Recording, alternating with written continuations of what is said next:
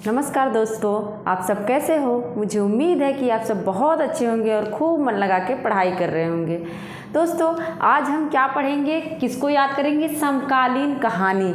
जो समकालीन कहानी आंदोलन हुए थे थोड़े थोड़े दिन पे, जैसे पहले क्या था, कुछ दिन तक आदिकाल चला, कुछ दिन तक भक्ति काल चला, तो ये जो समय था बहुत ही ज़्यादा रहता था।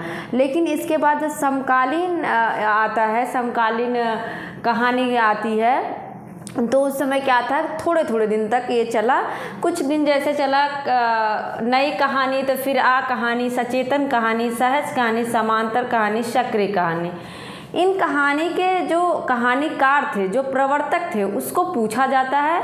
और क्या है कि ये बहुत सारे आंदोलन हुए थे, इसलिए हमें दिक्कत होती है कि किस कहानी के कौन से प्रवर्तक हैं। आज हम इसको क्या करेंगे, ट्रिक से याद कर लेंगे ताकि हमें कभी भी ना भूले और हमारा क्वेश्चन गलत ना हो।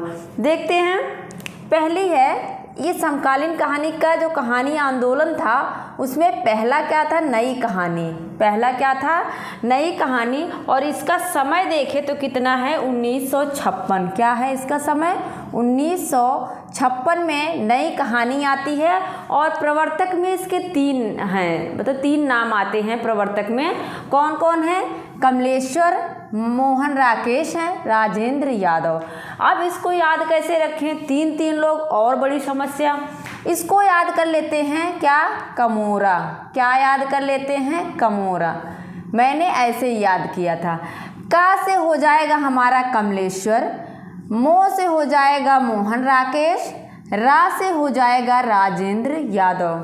याद रखना, यहाँ पे यादव लगा है या राजेंद्र किशोर या राजेंद्र कुछ और दे तो हमें उसको नहीं मानना है, हमें यादव पे ही जाना है। इस चीज़ को आप लोग याद रखना। फिर से देख लो, कमोरा। आप लोग सिर्फ 3 ही अक्षर है, उसको याद रखना, कमोरा।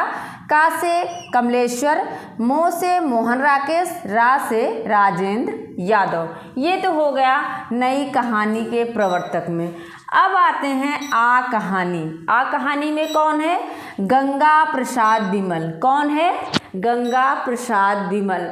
गंगा को हम लोग क्या कर रहे हैं, मैली कर रहे हैं ना, मैली हो रही है ना गंगा।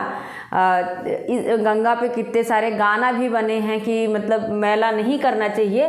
तो हमने वही बना लिया था कि इनकी गंगा की जो कहानी है वो बड़ी ही उसकी कहानी को कहा नहीं जा सकता, गंगा की कहानी को कहा नहीं जा सकता, मतलब कहानी। क्योंकि गंगा में बहुत सारे कूड़ा करकट, नाला वगैरह जो भी गंदगी है सब उसी में जाके मिल जाता है। और क्या हो जाता है, वो शुद्ध हो जाता है, पानी क्या हो जाता है, शुद्ध हो जाता है, उसमें कीड़े भी कभी नहीं पड़ते हैं। तो गंगा की कहानी कैसी है, कहानी है, उसकी कहानी कहना कठिन है।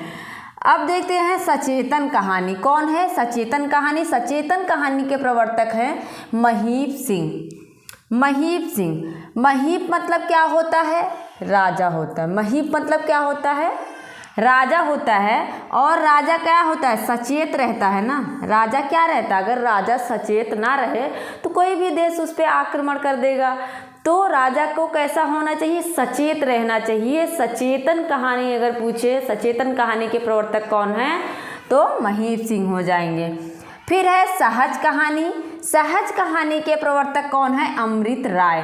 मैंने याद किया था, जो अमृत है वो हमें सहजता से नहीं मिलता है। जो अमृत है क्या किसी को मिलता है, मिला है नहीं ना। जो अमृत है वो हमें सहजता से नहीं मिलता है, और राय भी सहजता से नहीं मिलती। अमृत नाम से और भी नाम है, जैसे अमृतलाल नागर या अमृत कुछ और। तो आप लोग अमृत राय को ही लगाना। राय मतलब राय भी सहजता से नहीं मिलती है और अमृत भी सहजता से नहीं मिलता है। तो सहज कहानी के प्रवर्तक कौन हो जाएंगे, अमृत राय। इसके बाद है समांतर कहानी। इसके बाद है समांतर कहानी।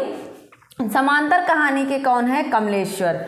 मैंने याद कर लिया था कि जो कमल होता है वो बड़ा ही समतल होता है। कमल के पत्तों को आप लोग देखोगे, उसको टच करोगे, जब छुओगे तो क्या होता है, समतल होता है कि नहीं। तो कमल समतल होता है, तो कमलेश्वर जो हैं वो किसके हो जाएंगे, समांतर कहानी के।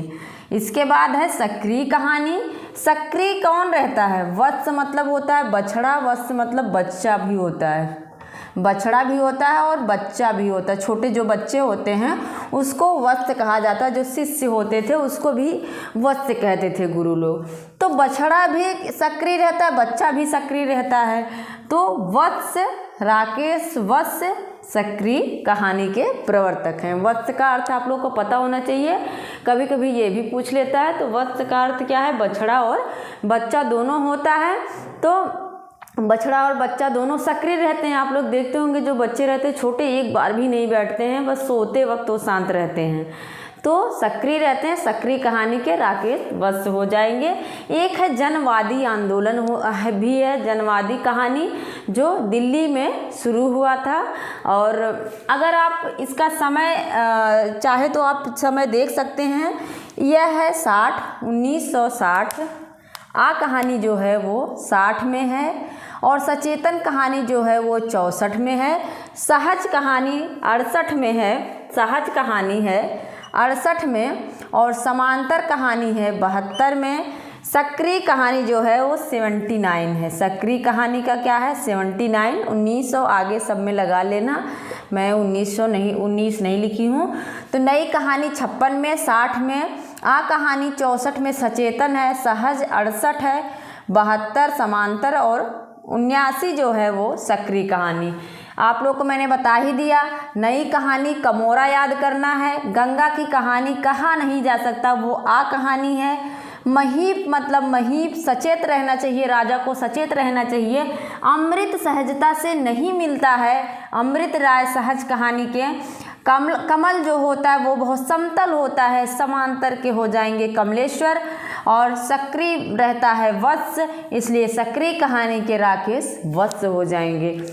मुझे लगता है कि आप लोगों को समझ में आ गया होगा। मिलते हैं नेक्स्ट वीडियो में। धन्यवाद।